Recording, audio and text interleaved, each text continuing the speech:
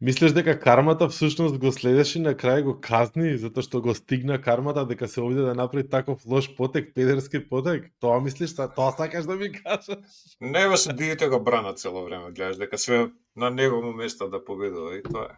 Ама гледај, the audacity, храброста што има Дорна денеска, објави видеото со целиот муавет како они го спремале овој потек, ме свегаш, и како официјалниот судија таму вика, па види многу мотори беа, они беа спремни да ризикуваат да возат drive-thru пеналти, ама ние не им дававме drive-thru пошто они беа спремни. И како бе мајстре?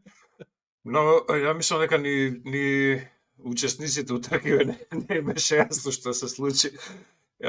Као тој муавет на главниот инженер на Маркес и Тардоци, кога се тројцата оствари се прашуваат што е правило и дали ќе предат со drive-thru пеналти, без drive-thru пеналти, дали ќе мора да стартуваат позади, дали ќе значи ни самите не знае, мислам дека Чекај, Ниџо. Абе, не ја почнавме епизодата. Абе, ова е најбитно, бата ми се друг.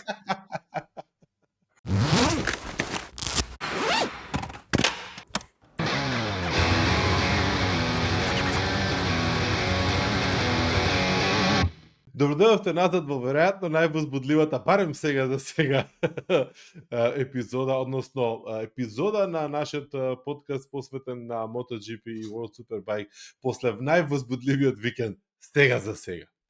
Да. Иако не делуваше дека ќе биде таков, делуваше дека ќе гледаме уште една трета реприза поред. Ниџо, еве, конечно гледаме нешто различно. Па, да.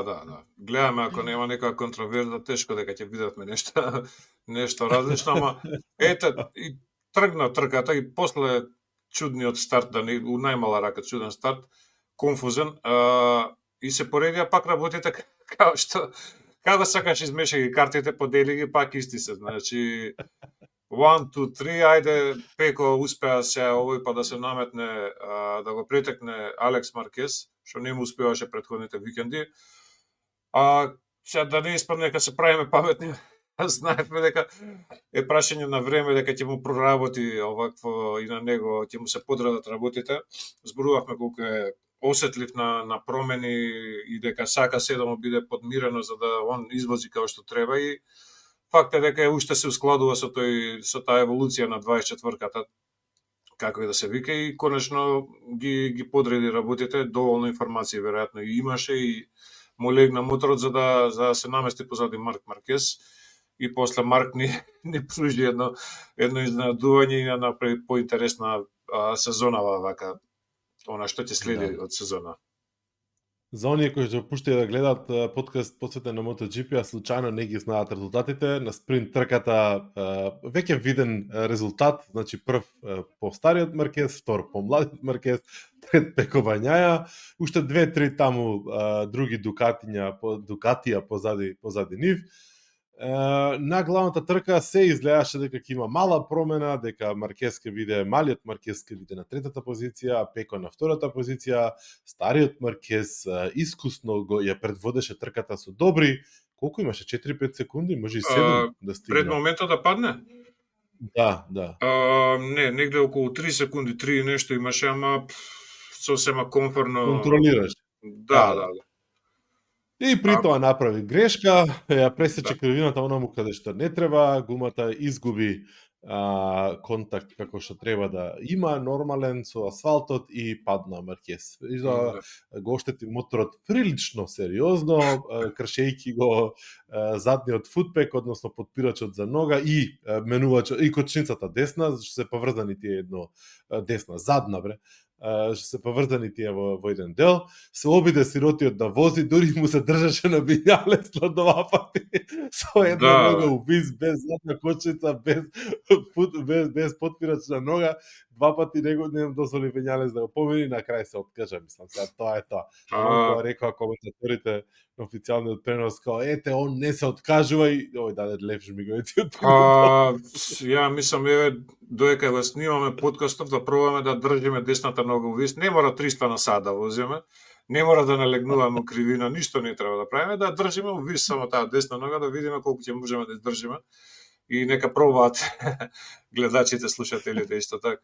Мислам, направи кикс дали беше префорсирано возење, дали беше падна концентрација. Мене ми беше искрено, иако беше толку убедлив цел викенд, па и она и не ми беше толку убедлив. Некако као да осеќаше стреси, као да си го предвидел, кога кажа дека само он може да си овакво да си одземе победата, дека правил грешки на оваа патека и така натаму, знаеш, малце самиот као да си стави притисок, никој не го притискаше или гледа нешто во бројките што ние не гледаме кај Пеко и така натаму.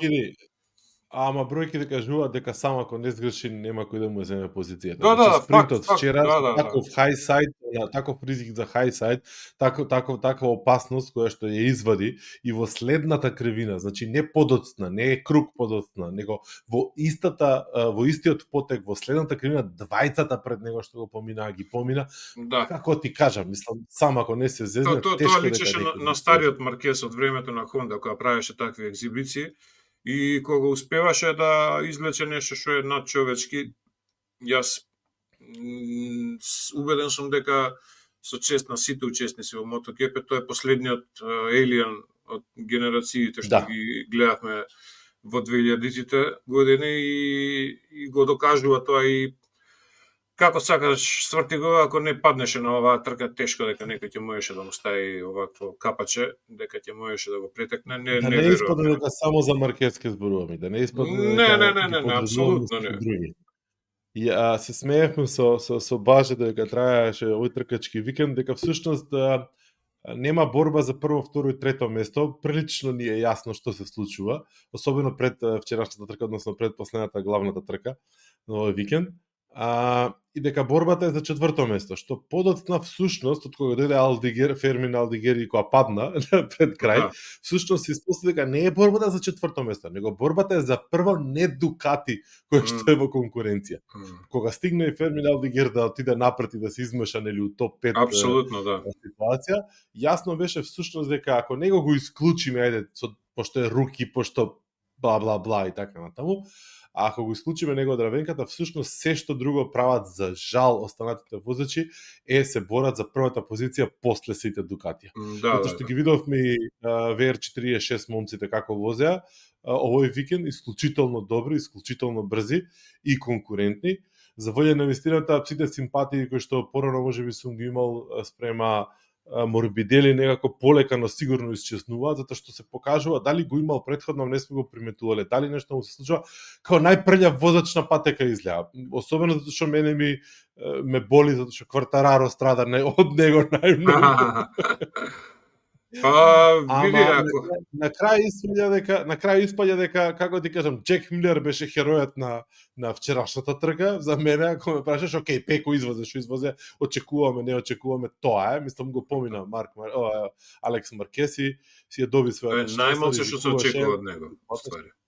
Да, али од друга страна Зарко, Джек Милер, Фабио Квартараро кои што се мешаат одма позади Дукатито, сите Дукатија, или ако успеат да поминат некој Дукати, се всушност условно речено тивките херои на секој викенд сега за сега. Да, и мислам дека можно е нешто да поремети добро пак од кампот на Дукати, не зборувам за некој надвор од Дукати. Диџија покрај лошиот старт од сезоната со кршење на клучна коска на истото рамо кое што го оперираше на левото рамо, извади ваква трка на крај, не знам дали гледаше по завршувањето на трката во собата каде што cooldown room, како и да се вика, нели, кај што се прикрепуваат, вика, дечки, дајте помогнете, не можам да кренам левава рака, значи он не може да ја крене левата рака после трка. Значи зборуваме за завршување на трето место, така беше после Алекс Маркес. Да, подим беше. Со една многу голема прогресија, не знам дали виде дека после стартот падна на некој си 10-то, 11-то место, па после ги бркаше и ги претекнуваше и така натаму. Значи, јас мислам дека Диџија го кажав како Dark Horse пред оваа сезона, пред да ја скрши клучната коска, затоа што има исти мотор, требаше да има, нели, како и сите други 25 има. Тоа сака да те прашам. Да. Значи, Тоа сакав да те прашам, пошто додека возеше, додека правеше добар резултат, си помислив дека не знам и реков, ова ќе го прашам Ничо во подкаст во живо. Он има исти мотор Што као мотор Маркес вози? и Пеко, да. Пошто требаше да вози 25-ка, ама Пеко и Пеко и Маркес се откажа од 25-ката, дали и Да. DJ исто се откажа од 25-ката? Да. Тоа е програмот Добро. на Дукати фактички што возат Да. фабричкиот тим, тоа ќе вози и овој сателитскиот тим кој што има фабричка поддршка. Да. Така да вози Да. иста еволуција на 24-ката како и овие двајца, значи пак се разликува неговиот мотор од оној на Маркес Алекс и од Така. оној на Фермин Алдигер и на Френки. Морбидели. Да. Така да има Окей. исти алат у раце и мислам дека прашање на време кога ќе бидат да не звучи досадно, ама они тројца на подиумот, а не некој друг да им се меша у штипки. Така мислам барем јас. Мислам дека тие тројца ќе продолжат после во текот на сезоната, освен ако не овие правила со концесии нешто не ни помогнат да добиеме Кој нешто. тројца? Чекај, кој тројца? Мислиш дека Алекс Маркес ќе испадне од Мислам дека да, мислам дека нема да издржи долго со ова темпо, мислам дека можеби грешам и немам некој цврст аргумент зошто тоа го мислам, едноставно интуиција некоја моја дека просторот на учење кај DJ е поголем него кај Алекс Маркес, не знам зашто тоа го мислам, ама го мислам.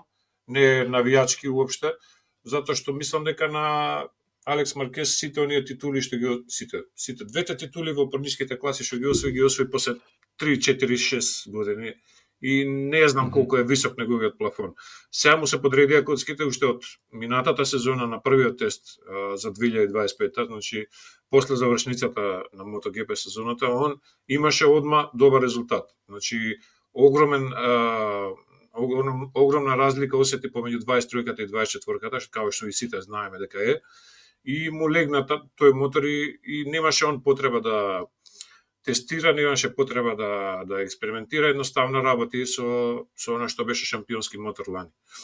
Моја мисли, не мора да значи. Алекс не делува дека нешто премногу вади од моторот во смисла дека го носи до ивица, дека го носи до границата на неговите можности. Значи он вози, меѓутоа немаше толку многу ризични ситуации, немаше толку многу Така. Да приметиш дека он заедно со својот капацитет и со капацитетот на моторот всушност е некаде на границата. Така. Да, окей, не можеше да делува дека го вози, баш така. Меѓутоа не делува дека сега он е break it or make it, ме сваќаш. Така да од тој аспект не можам да застанам црста за твојот став или твојата претпоставка, затоа што не ми делува дека ова е границата, знаеш, дека ова е сега врвот и дека он ќе почне да може да прави, ќе почне да прави грешки, затоа што пречесто ризикува и пречесто влегува во коцка, знаеш, се коцка со својата Не го мислам јас тоа така. Јас само зборам за еволуцијата на овој мотор што го возат фабричкиот тим и DJ, дека ќе си продолжи со еволуција, значи она фино штелување сега веќе, ги поминаа оној првичен период на незнаење што поседуваат фактички, особено Пеко, а DJ па не имаше време многу да се уигрува претходно. Така да го сметам DJ за еден интересен возач кој што мене прво ме изненади неговото ангажирање во MotoGP, немаше он не знам какви резултати во пониските класи као што е Алекс Маркес има титули, ама очигледно некој проценил тамо дека има потенцијал огромен во него и дека може да учи, што е најбитната работа за оваа класа. Као и Огура што го гледаме како се развива во одличен возач. Да, ама се ќе се обидам да ти контрирам уште еден остав.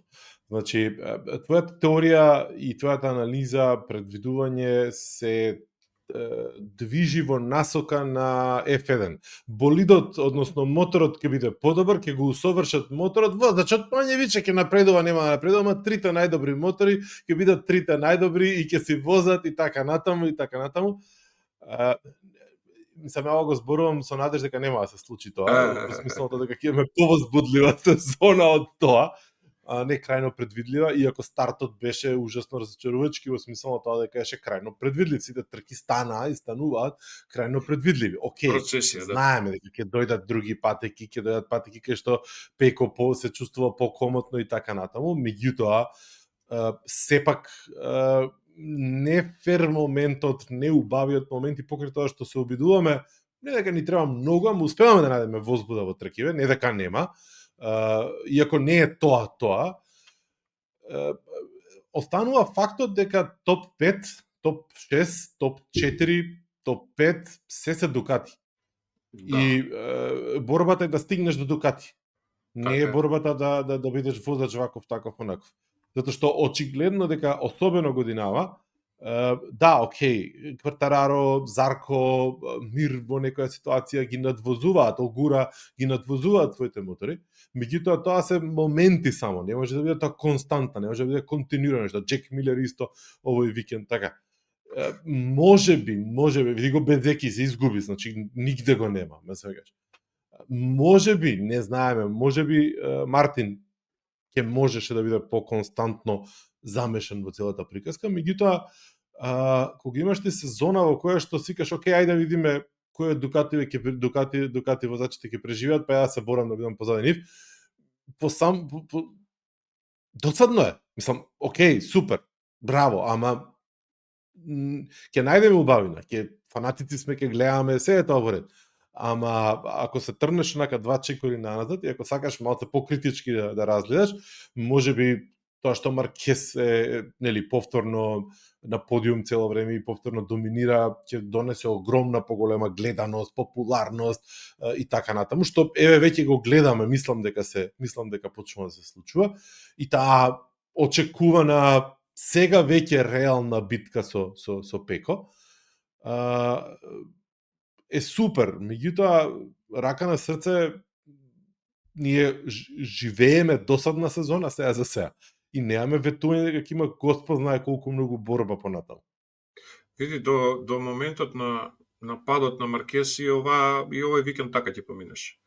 Ќе се забораваше конфузниот старт, сосема ќе се забораваше, затоа што ќе до крајот на трката ќе се забораваме и зашто гледаме мотори уопште, ако продолжеше као што започна. Ќе останеше да го славиме, ќе останеше да го зборуваме моментот на спринтот кај што Хајсајд се извлече марки, тоа ќе беше хајлайт на викендот. Еве кога сме више кај спринтот и првиот круг беше фантастичен кога пробуваше Пеко, па фактички он на стартот излезе пред Маркес, па Маркес му врати, па Пеко пак му врати и пак повторно Маркес на крај врати.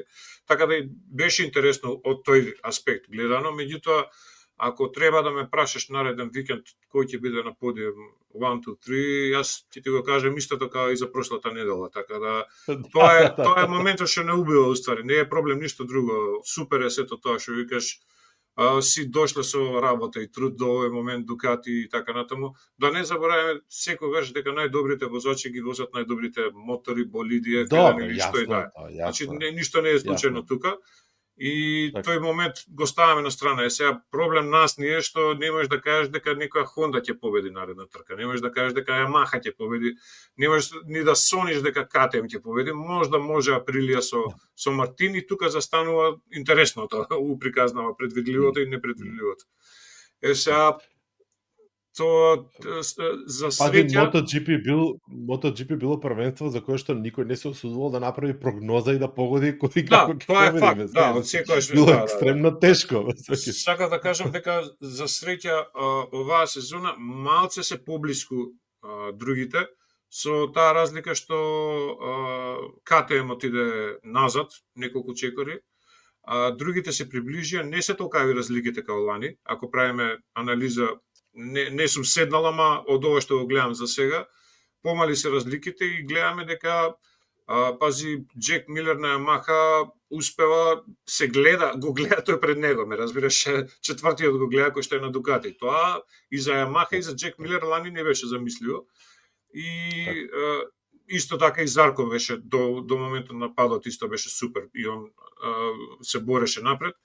Така да има некои од блесоци на нешто што е зближување на перформансите со Дукати, е сега тоа што имаат они проверен продукт и јас мислам дека дури и свесно не отидоа на 25-ка еволуција за да имаат повеќе информации, повторно имаат слични мотори, да не кажам исти, 6 мотори и пак влечат повеќе информации за споредба од другите мотори. Ако беа 25 ќе беа само 3. Сега се вака 24 нешто, ама се 6 мотори. Пак имаат предност од тој дел. Што знам, јас мислам дека концесиите ќе донесат најинтересно и очигледно кај Honda повеќе има ајде ова Джек Милер што го направи како резултат, меѓутоа кај Алекс Ринс не може да мрдне човекот. Пак е Yamaha како да кажем, као целина не е на нивото. Јас мислам дека условите на трката повеќе и на стазата му одговара на Джек Милер, пошто у такви прљави, да кажем, влажни услови и така натаму он брилира.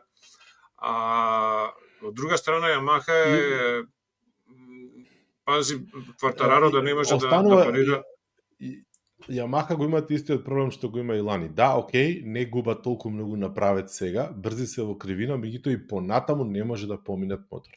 Квартараро доаѓа во позиција во која што не може да претрка. Да, ама не само тоа. Не може, ако не е на почеток во прв круг, добар старт, добра борба у гужва и после тоа само паѓа. Не може да се врати назад. Да, би очекувал сега го неаме нели Оливеира.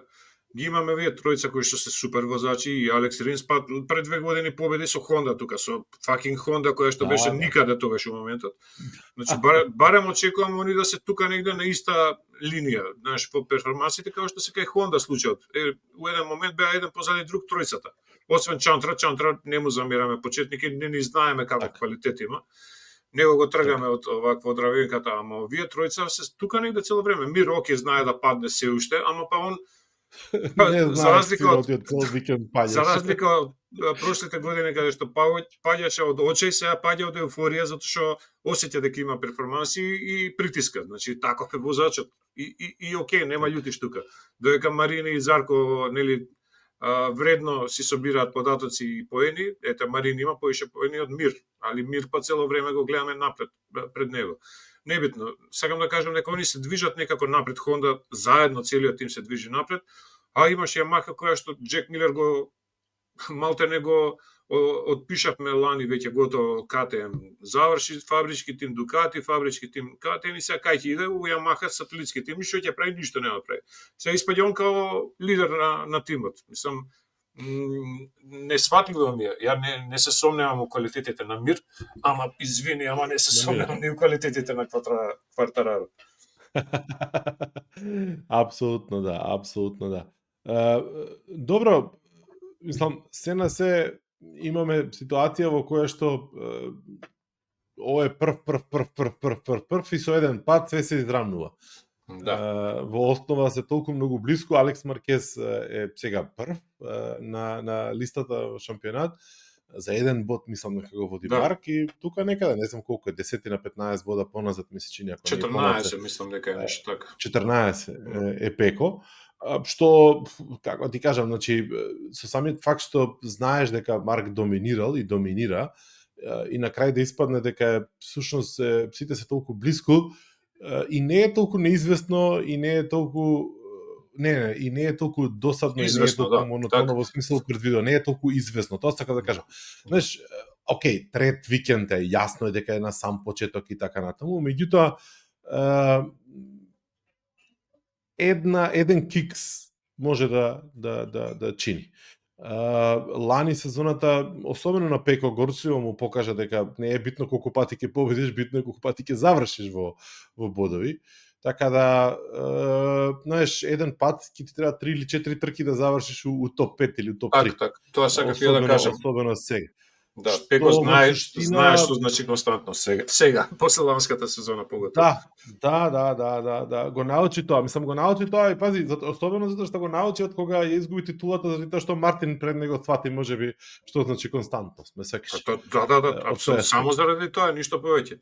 И она последна трка каде што победи, горчлива пирова победа, мислам, што ништо не ти значи на крајот на денот. Имаш најмногу победи во сезона и уште повеќе те боли тоа што не си освоил титула. Не, знаеш како не знаеш дали да славиш најмногу возач на Дукати со најмногу победи во сезона, не знам што во, али на крај пак ја губиш титулата. И мислам дека ако гледаме сега нели бараме добро уцелава приказна, Пеко никад немал бољи старт на сезона од ова. У живот никад немал бољи старт. Не зборуваме у MotoGP, да. него живо. И сега тоа на мене лично ми дава надеж некоја дека ако се ова најлошите негови резултати у сезонава, онда ќе гледаме стварно добра сезона. Значи ако зборуваме за познавајќи го дека пали као дизел, нели му треба малце да загрее и така натаму, ако рачунаме дека му треба време да сеусклади и да стартува, тука веќе може да видиме нешто што затоа кажав преска дека Марк можеби гледа нешто у податоците што ние не гледаме кај Пеко и можеби сам си направи притисок, не Пеко директно, меѓутоа гледа дека се захуктува работава и дека можеби трга веќе Пеко некоја си офанзива. И токму тоа да не изгуби нешто у однос на Пеко го натера да направи кикс, можда, не знам, не сум у главата, ама и оној конфузен старт каде што се прашуваат со инженерот и со тардоци на почеток ја начавме темата со лудиот старт, мене ми дава ми дава некоја индикација дека не е баш све смут, дека он е толку со самодоверба, дека знае што прави цело време и дека нема никаков ризик у целата приказна. Има цело време има очигледно ризици и очигледно дека не знаат баш што прават, затоа што ќе тргнеа за малце на гуми за дожд на стаза која што се суши веќе и видовме дека никој не падна уствари со гуми за насуво на стартот. За разлика од Мото2 трката во која што тие што ризикуваа со гуми за суво, всушност комплетно ја промашија трката и заостануваа по круг и пол. На крај дури некои од нив и се повлекоа од трката, зашто стварно беше срамотно. Иако коцката веројатно саат и пол, два порано беше поголема, затоа што баш во тој момент и врнеше и не врнеше, и суво и не суво и така натаму, имаше и еден дел на патеката кој што беше комплетно влажен, мислам, со фрлање вода позади тркало и слично. Во теорија требаше MotoGP возачите да научат некоја лекција од Moto2 трката и од грешките што ги направија добар дел од возачите во Moto2 трката, но мислам дека во оваа ситуација сите слепо го следат Маркес, што во некоја ситуација мислам, она трчањето на сите кои стрчаа па нема појма. Вињалес го изгуби моторот, па не знаеше кај му е моторот, кога му го тргнаа, не требаше да му го тргнеш така натаму. Всушност кажува колку сите викаат, окей, добро, што и да направам, ќе направам како сите други, ме свегаш. Ама пази го моментот, у секунда кога тргнува Маркес, другите почнуваат, значи никој ни претходно нити почека нека да се двоуми или не знам што. Тоа беше посмешно нешто, на Марк Маркес му беше спремен мотор. На Марк Маркес очигледно гледаме дека му бил спремен мотор, дека имале стратегија. Да. Прашање е дали сите овие што потрчаа према Прит имаа спремен мотор. Најверојатно не. Да, да пробаме да пробаме да појасним и на нас и за тие што не следат, значи тргаат со, освен 3/4, тргаат сите на гридот со гуми за дожд. Значи тоа е број 1. И сетап за мотор, на мотор за дожд. Комплет, да. Зашто? Затоа што трката беше прогласена како мокра трка, со тоа што нели време се менуваат работите и може да се сменат. На 3 минути пред само една мало појаснување, кога е прогласена на почеток мокра трка, во било кој момент може да се промени моторот. Нема потреба да се чека бело знаме или што и да е. Со тоа што тогаш би изгубиле влегување во бокс и така натаму. Да. И ризикот е кај оние што се надева дека стазата ќе се исуши, тргаат со гуми за насуво, па ќе бидат на почеток спори, ама нема да изгубат 30 на секунди промена во бокс. Сега Маркес осеќа, нели, се договараат претходно за сите сценарија, нема ние што тука да тумачиме, него само пробуваме да најдеме логиката и има резервен мотор кој што има комплетно сув сетап со гуми за насуво. Целата заврзлама кај настанува што прво они самите не ги запазуваат правилата во моментот, затоа што они не ги читаат сигурно, на Марк Маркес нема обавеза да ги чита правилата, него да се трка најбрзо. Па да, добро, и он би требало да ги знае. Знаеш, како сите што сме ние шофери, имаме положена возачка, ама не ги знаеме баш сите правила, небитно. И они предвидуваат, тоест очекуваат дека ќе може да тргнат со промената на моторот од бокс, дека ќе тргнат од бокс. Нема да имаат казна со поминување низ боксовите, како што е правилото ако промениш мотор во вакви услови. Значи, они само до тоа што го остава едниот мотор на патеката и оди во бокс по другиот мотор, се откажува од неговата позиција на стартот на сметка на подобар сетап за утрка. Океј, тоа е едната варијанта. Правилото е не да тргне од бокс, туку да тргне повторно истата позиција стартна, како што ја имал, значи од пол позиција ќе тргнеше, според правилата, меѓутоа ќе мораше да пројде низ боксовите, со што ќе изгубеше околу 30 секунди.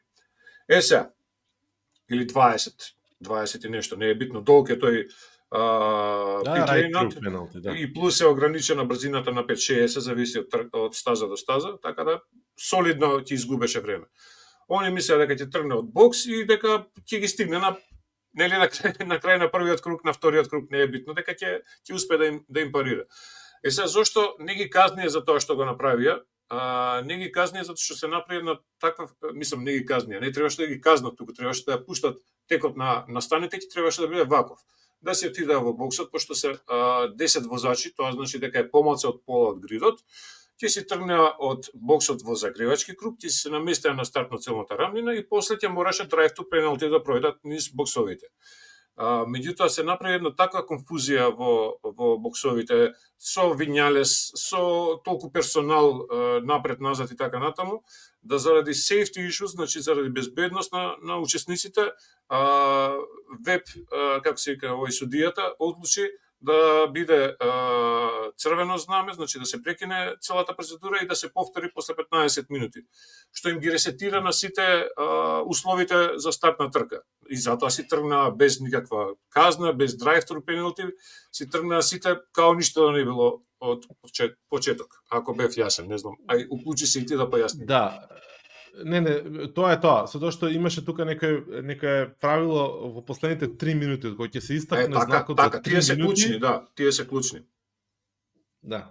Значи има правилата се менуваат кога ќе се истакне знакот за 3 минути. Ако претходно направиш имаш една последица, ако од кога ќе се истакне знакот со 3 минути има други последици кои би го направил. И затоа гледаше Маркез на 3 минути пред старт, кога можеш да смениш моторот, меѓутоа на сметка на последицата да имаш drive-thru penalty. Тоа е тоа. Зошто претходно не го направиле тоа, најверојатно не беа сигурни дека ќе се подобрат толку условите на патеката, инаку ќе се тргнеа со гуми за насуво како мислам дека чека Маркез пред да почне да трча, чекаше да му добие потврда дека му е спремен мотор. Така, најверојатно не знаеше дали му е спремен моторот. Да. И има работи што не ги знаеме ние за точно сега да оцениме зашто било на лево, а не на десно, мислам, немаме толку податоци. Меѓутоа, во целава оваа заврзлама, казнете се тие тројца што од почеток ја процениле ситуацијата и тргнале со сетап за насуво и со гуми за насуво. Апсолутно, да. Тука е целиот проблем, тука е нефер. Еден од нив е, да. Кажи. Не знам точно кој бе. Еден од нив за жал Ајо Гура беше еден од нив сигурно. Ето видиш. Памтиш лани у Јапонија баш он ризикуваше со иста таква тактика и дојде до второ место, иако на почеток на трката беше, не знам, таму 20, не знам кој поред беше и за малце не победи у трка. Заедно со Мануел Гонзалес. Мене ми е особено жал што Ајо Гура минатиот тркачки викенд беше казнет, односно му ги одземаа бодовите, сите му одземаа позицијата. Затоа што софтверот што го користел на моторот не бил верификуван. При тоа не добил апсолутно никаква предност од новата верзија на софтверот, меѓутоа верзија 2.4.7a била верификувана, а него по грешка 2.4b му ја стаиле на моторот, која што нема никаква разлика, не е баждарена само разлика. Така, само што не е баждарено. Да, окей, Дорна вика не добил ништо плюс или минус, ама пошто не е верификувана верзијата на софтверот, ние мора да го дисквалификуваме. И стварно ми падна криво во тој момент, пошто си изфаза поштено си, не знам, 6-7 колку заврши минатиот викенд во Аргентина на главната трка, му ги одземаа тие бодови и сега дечко со неговиот тим секој им чест, значи преземаа ризик, рекоа окей, вака ќе направиме и на крај испаднаа со таквото во таквото. Да.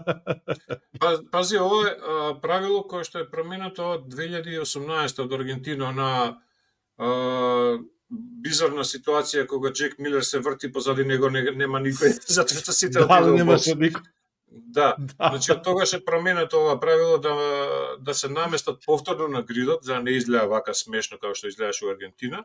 Меѓутоа на сметка на тоа да има казна од поминување низ боксовите. Значи, Да. тоа ќе беше најелегантно решение. Сега проблемот е што фактички прогласија опасна ситуација заради трчањето на овие што трчаа кои да беа, сите трчаа по боксовите како муви без глави. Мо уште имаше луѓе од тимовите, имаше луѓе на грид, што тие не беа само Да, водачите. и Винјалес напред назад и така. Мислам, малце за мене е тоа бизарно, затоа што требаше да не им ги ускратат предностите на оние што решиле да ризикуваат, ама тоа е што е. Имаш друга ситуација. Имаш една теорија која што вика треба да казнат Маркес пошто он го иницирал ова. Нема врска, не не. можеш да го Маркес казнеш само него, кога сите други трчаа по него, па никој не ги фатил за уши да ги влече, никој сакаш да го направи. Маркес само си презема иницијатива, која што сите после ја следеа, неговата иницијатива, некои знаеа зашто, некои не знаеа зашто, ама човекот беше првиот кој што ризикуваше, зашто не истрча Пеко, зашто не истрча Джек Милер, никој друг не истрча, он истрча, мислам. Он беше спремен да ризикува едноставно. Јас сум нетрпелив да направам една јака споредба и тука еден рез да направам опасен, затоа што овој викенд не беше само MotoGP викенд, туку овој викенд беше и Супербајк викенд. И за разлика од досадниот MotoGP викенд, во Супербајк имавме еден човек кој што ги победи сите три трки, ама имаше трки, мајсторе, за сите пари. Значи, Джигер си извади топак со Булега викенд. Така. Јас сум воодушевен од Булега, мислам, знаеме сите Топрак што може да направи, ама јас сум стварно воодушевен од Булега, од зрелоста, од посветеноста, од интелигенцијата, лалда му е на дечкото, некој ќе каже вози Дукати, вози Баутиста, ама Баутиста гледаме дека не може да ги стигне, вози и Петручи, вози и Јанони и така натаму, значи Топрак е воден талент, очигледно, ама и Булега не е овакво зафрлање, очигледно, затоа што трите трки се завршија во една секунда, во помалку од една секунда. Значи, 1-2... Како една секунда, у втора десетинка секунда се броеше таму. Да. 2-3 десетинки беа првите две, последната само имаше нешто као 5-6 можда десетинки. Така да, стварно беше преинтересно, супер забавно, иако само они двајца се одвоја на првата, ама нели нема поинтересно таа за прво место да имаш борба. Фасцинантно ми беше цел викенд Топрак. Цело време нешто незадоволен. Цело време он сакал поише, цело време можело поише. Цело време добро било ово ке, ама он сакал ова, ама требало тоа. Ама Булега било ова. Знаеш како тип муабетов мене ми изгледаше дека како окей, плачев на првиот викенд. Знам дека не беше тоа убаво, ама сега да си го задржам, она ритмот да го задржам да не испадне без за џабе сум плачал, ме сакаш. Му доминира, попара, ме сакаш, прави.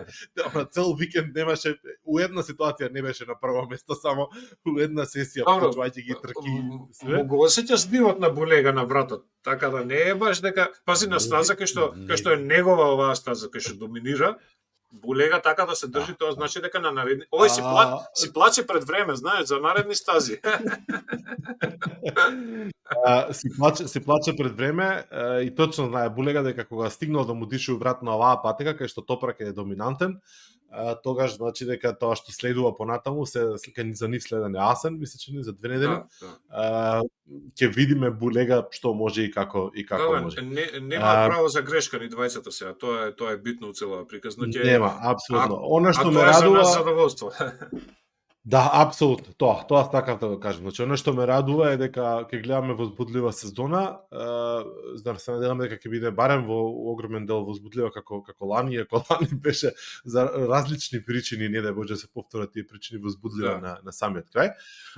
Радува и Баутиста. Значи, радува Баутиста пошто конечно фати приклучок, се уште му фали еден момент тука, апсолутно е јасно, меѓутоа фати приклучок. Фате приклучок и почнува да делува на Баутиста кој што го знаеме и кој што го очекуваме, кој што го снема во еден период. Не знам што се случува точно, му требаше навикнување, му требаше време, што и да е, немаат ни толку многу, има еден тест измеѓу тие 5-6 недели Супербајк, не знам кај беше тестот, И тоа ствари, баш на Валенсија, Портимао кај беше. Не, баш у На Портимао. Портимао беше? Да, Добро. да. Да, на Портимао. Мене ми е интересно во еден момент кога на Топрак не му иде со БМВ, ни на Вандермарк не му иде со БМВ. Кога на Топрак му иде со БМВ и Вандермарк почна да се меша тука да влега. Што значи, у принцип, или Тимов не може да го направи сетапот за да може да извози Вандермарк, или овој е толку добар со фидбек и со сетап да овие само го зимаат сетапот од него и викаат окей, шибај сега и ти. Си ја задржуваат разликата помеѓу нив двајца, да кажем. Ако е лош мотор, ја задржуваат разликата во позициите и ако е добар, така да тоа е само показател на квалитетот на тие двајца возачи. Вандермарк е свесен за тоа, они се тотално може најдобриот најдобрите колеги во мотосветов се подржуваат. Вандермарк не е ни љубоморен на Топрак ни ништо, баш мислам дека Да, он е горд што вози покрај него и што пробува нешто да покаже он, затоа што знае за каков талент се работи, едноставно тоа е реалноста. И вредно собира поени, за разлика од Скот Редин кој што паѓаше психички кога не можеше да парира, дури му предвидуваше на Топрак дека џабе што ќе доеш ти у БМВ, овој мотор не го бива и на крај мораше да се врати на Дукати сателитски и пак ништо не покажува сега. Мислам, првиот викенд беше добар. Пред отворам еден муабет за крај, морам да се оложам на вечните фанови и спонзори, да спомнам за Петручи, да раскажам. Имаше дај Боже, он да ни беше спонзор. Се знезам. Кој ќе беше као дека морам да си го спомнам Петручи, пошто се повеќе на како ги гледам трките, си кам кај Петручи, шо е Петручи, значи као друго ништо не ми е битно, ме сакаш само него гледам и борбата против Јаноне, значи он и Јаноне ми се битни, пошто они се борат за приватни тимови кој ќе биде најдобар. Па и од секогаш било така. Читав некоја изјава негова дека било окей, на крај бил задоволен, меѓутоа Ептен многу сакал да го проба шампањот, да се качи на подиум, не успеал да се качи на подиум. Вика као стилу, видов вика на таблата секунда и нешто Баутиста позади мене и си реков има време, ќе одржам темпо и вика следниот круг ме помина. И онака се нервирав. Знаем вака сликовито да објасни, да. Да. Која ми е последна тема за оваа епизода, Ниџо, пошто да возбудлива, од вајде чекавме да снимаме, имавме оправдано, нели, еден викенд пауза, па сега славиме со дупли викенд. Во меѓувреме одекна една страотно, како да кажам, важна вест во MotoGP светот, покрај промените што ќе се случат на технолошки план на моторите во 2027 година, во смисол на намалување на капацитетот, аеродинамиката, ride height уреди и така натаму, холшот или што и да има таму промени, ќе имаме и нови гуми. Што веројатно многу поголема промена од се ова друго што ќе донесе како промена во поглед на електроника и мотор и чуда врагови и се. Се потпише нов договор, се напушта бедната задна гума на Мишелин и се враќа, не се враќа назад, не знам дали се враќа назад или се воведува после кузна колку години Пирели, возеле мотоцикли Пирели? Не сеќам, искрено. Бриджстон возеле, знам сигурно. Многу можно, ама не сеќам, не знам. Да. И знам дека Данлоп возеле, Пирели не сеќам. Да, Данлоп возеле, тоа знам сигурно и јас, не сеќам дали Пирели возеле. Меѓутоа има два моменти кои што како да кажам, внесуваат еден момент што внесува многу конфузија и два моменти кои што даваат некаков позитивен аспект на целата пресека. Првиот што внесува конфузија е што јака им душа на техничарите и на тимовите што ќе тестираат толку многу новитети одеднаш.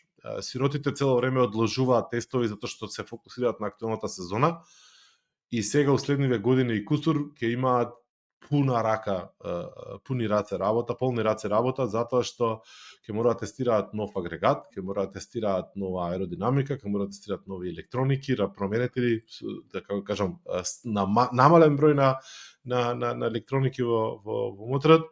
Изгора на сето тоа ќе треба да го направат тој сетап да функционира на нова гума која што не ја знаат. Проблемот е што уште не ни постои гумата што треба да ја работат и да ја спремат, затоа што Пирели допрва треба да развие гума. Пирели до сега бил фокусиран на развој на гуми кои што се поблиску до супербајк и поблиску до продакшн гуми, односно гуми достапни за широка народна маса. И сега прв пат ќе почне, никој не знае ни со каква технологија, ни со кој принцип на работа, ни така натаму, со која филозофија ќе почне да развива гума за MotoGP.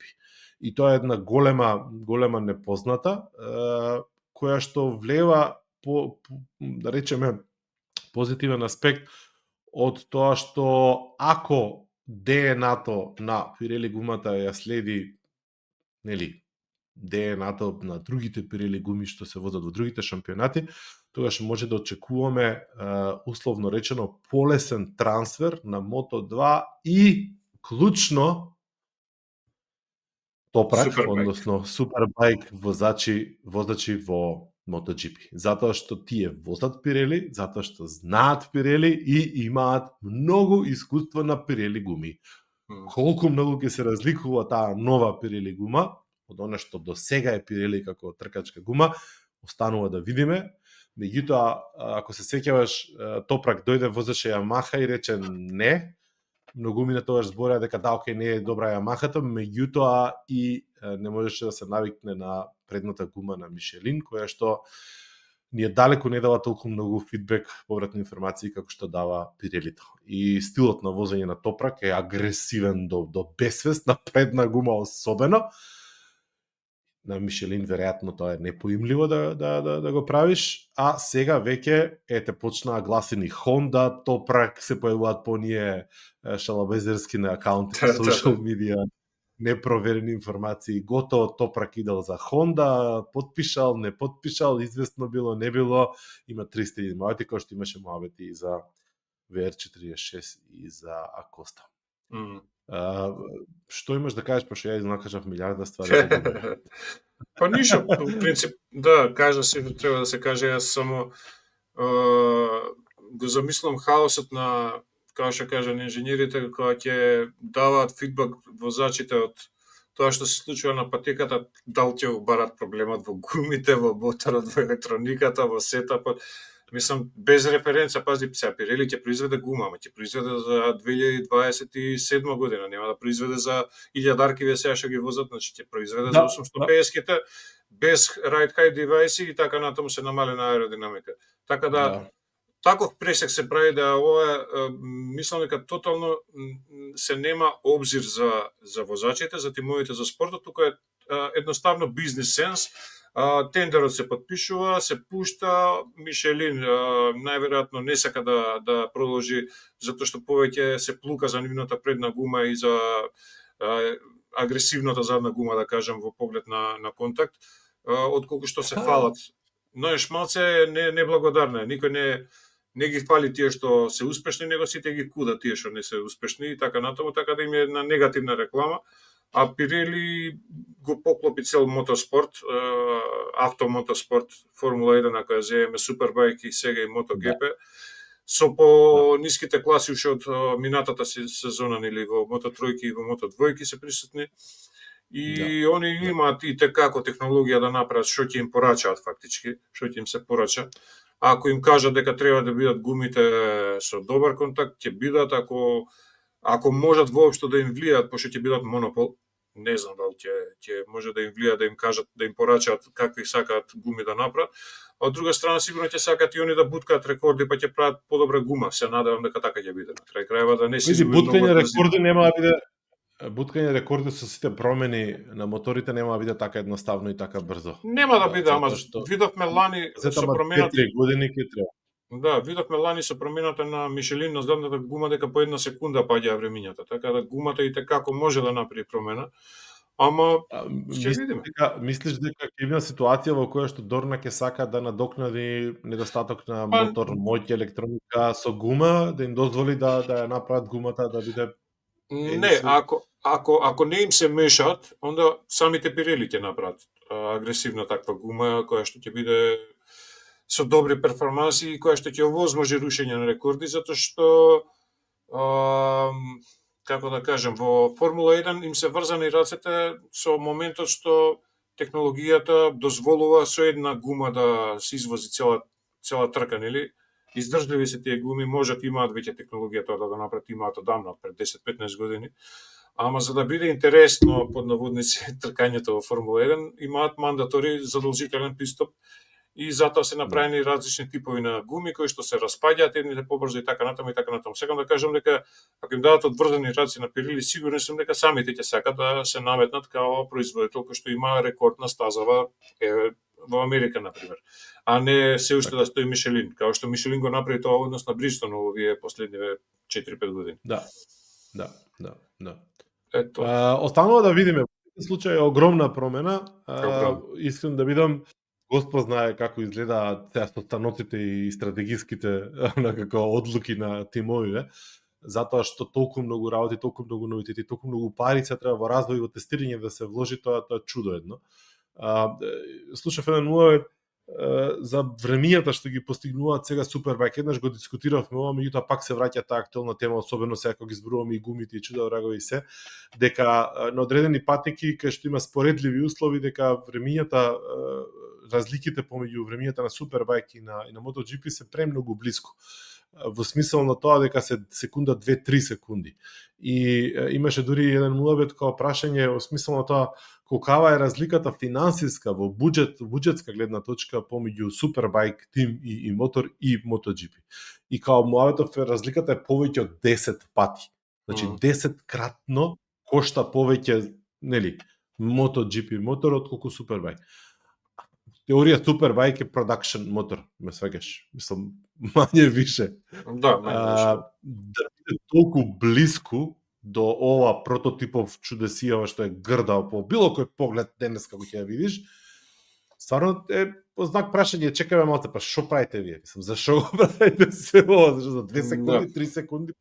Реално, што? Па и тогаш кога зборевме, мислам дека дека многу зависи кои временски услови се тие. Малце споредбите се не се баш, да, тешко е да ги направиш, треба да ги направиш во исти временски услови, не знам, бла бла бла, и така да се поклопило малтене. Конкретно во Арагон беше најблиску, мислам дека беа со времињето, со тоа што MotoGP се возеше на еден викенд ужас со дожд преку ноќ и така натаму на една зелена стаза, што викаат, без многу гумирана подлога. Така да и баш не може толку просто да се споредат, затоа што сепак се работи за прототипови кои што имаат и па можда не 100 коња, ајде да кажам некои 20-30% поголема снага и сосема различна технологија за градење на самиот мотор. Друга работа е што мислам дека не би сакал да е така, ама сме зборели за тоа дека времето на Супербајк класата, оваа продакшн, полека изминува, и Кавасаки дигна раце од развој на нинџата, па на Бимото им отстапи место, они испрачуваат само мотори. Остана лош викенд. Па има лош викенд и остана со еден мотор, колку да се каже, вајда некој од бордот решил дека треба се уште Кавасаки да биде присутен во првенството, небитно. Сузуки нели одамна го нема, иако сега се збори дека ќе се враќа, не знам кога, дали. Сакам да кажам дека можеби ќе остане единствена опција MotoGP во иднина. Може Супербајк уопште нема да постои, затоа што нема да се продаваат такви мотори за широки маси. Не знам, адвенчер класа нека воведат и ќе има трки. Интересно, знаеш зашто интересно? Затоа што гледам овде дека има патеки, има луѓе, цела култура кои што се во клубови, кои што си имаат откупено XY денови на патека, на различни патеки и цело време одат возат некаде. Може да возиш со што сакаш апсолутно, меѓутоа возат брзи мотори, мислам возат спортски мотори. Така. Да, не се толку присутни на улица, пошто е сулудо да ги користиш на улица сега тие. Зашто се прескапи, премоćни, незгрбни, како да кажам, неудобни за да ги ти малтретираш 50 км на сат. Мислам, тоа толку мачиш моторот. Која брзина ќе возиш ти 50 на сат? Свеш. Пази, низ град. Да, и не биле ни пред 10, 15, 20 години, ама ги имаше многу повише. Сега живееме во едно малце резонирачко време, да кажем, каде што разумот превладува пред емоцијата и не знам што, каде што логиката на возење SUV е поголема него на лимузина и така натаму, така и во кај моторите. Adventure моторите се малтен SUV класа на пандан на SUV класата во автомобилите. Така да целата култура се смени, не знам, ја така го гледам. Не за џабе сите мотоентузијасти се воодушевени и покрај тоа што јас се уште немаш да го сватам моментот од трката на овие beggars во Америка, што ја прави, како се казва американецов возачов? Кевин Шванц. Кевин Шванц, да. Кевин Шванц што ја прави ме свега. Значи као сите капа му смијаат. Свака час мајсторе како успеа ти да го направиш ова, се тркаат со бегерс, ме свегаш. И тебе не те добро, чекај малку, чуеме авето како може. Да, и тоа е ултра популарна, не знам дали ќе ја воведат во MotoGP, мислам дека побрзо ќе влезеше као предкласан или како што се тројките и двојките ќе стави. Да. Ако Liberty влезеше, се уште не е влезе на Liberty, најверојатно и тоа прашање на време кога ќе биде. Сакам да кажам дека трендовите се менуваат, ама ја не го посакам тоа, едноставно анализирам и сметам дека е така. А од друга страна ги гледаме, ја и ти онака си ги пратиме кинезиве често и вадат они мотори во спортска класа и може циклусот повторно да сврти, знаеш, модата као со звонаки, као со тесни фармерки, низок струк, висок струк и така натаму, може да се врати и оваа. Значи фатив една информација дека кове се повлекуваат од SP300 во Супербајк серијалот, ама не се откажуваат од трките, туку едноставно искажуваат сега на полова сезона затоа што развиваат нов мотор, што 400 или 450 и ќе се вратат со него да се возат да бидат посериозни, секаш. Имаш кога веќе кога спомна тоа суперспорт класата доби нова Ямаха вакво која што деветката растура, да. R9 така. Да, мислам победуваше и првиот викенд и сега вториот викенд победуваше Чан Онџо победи со незе, Манци повторно се враќа во конкуренција, значи гледаме дека може пак да заживее таа R9 ствари MT-09, мислам 3 цилиндрашот кој што апсолутно никаква промена релативно. Стар агрегат, нема ништо, мислам добар. Али ново пакување, да. И парира подобро многу луѓе стерискиот мотор го критикуваа дека е премногу козметика, дека нема racing spirit, дека нема тркачки дух во него, дека не е како што биле R7-цата и R9-ката на времето. Така, да. Дека не заслужуваат да го носат тој R сега, пошто биле со поисправени позиции, со ова, ти реков. Да. А видиш, ваму очигледно. Да.